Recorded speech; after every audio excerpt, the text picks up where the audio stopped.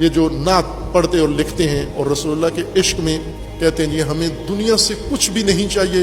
ہمیں صرف عشق رسول اور مدینے کی زیارت چاہیے، خوب انہیں کہیں جی بہت مہربانی، آپ نے ہماری مشکل حل کر دی، آپ مدینے جائیں، یہ جو نعت پڑھی ہے اس کے کوئی پیسے نہیں ہیں، کوئی کرایہ نہیں ہے آپ کو، چونکہ آپ کے دل میں تو مدینہ ہے، دل میں مدینہ ہے، مدینے کے علاوہ کسی چیز کی جگہ ہی نہیں ہے۔ یہ ذاکر جو عشق علی میں بالکل مجنون ہو رہا ہے اور مست ہے، اور مصائب حسین میں یہ دکھیا ہے، اس کو ہوش ہی نہیں ہے، کتنے اپنے آپ کو ممبر سے گرا دیتے ہیں، کتنے اپنے آپ کے کیا ڈرامے کرتے ہیں لوگوں کے سامنے کہ ان پر بڑی رقت طاری ہو گئی ہے۔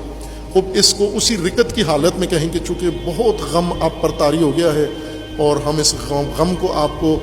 نہیں آپ سے چھیننا چاہتے، چونکہ جب ہم آپ کو فیس دیں گے تو رقت ختم ہو جائے گی، لہٰذا آج کوئی فیس نہیں ہے، یہ رقت لے کر اپنے گھر جائیں آپ، پھر دیکھیں وہ آپ کا حشر کیا کرتا ہے۔ جو کہتا ہے اس میں سے ایک بات پر بھی عمل نہیں کرتا۔ کسی شاعر نے یا نوح خان نے وہ کام جو کہہ رہے ہیں کہا کیا ہے، یہ کام ایک نے بھی نہیں کیا، صرف کہا ہے۔ ایک شاعر کی مشترکہ خصوصیت، جس مضمون کا شاعر ہو، ہر وادی کا، اس کی قرآن خصوصیت کی ذکر کرتے کہ یہ جو کچھ کہتے ہیں اس پر عمل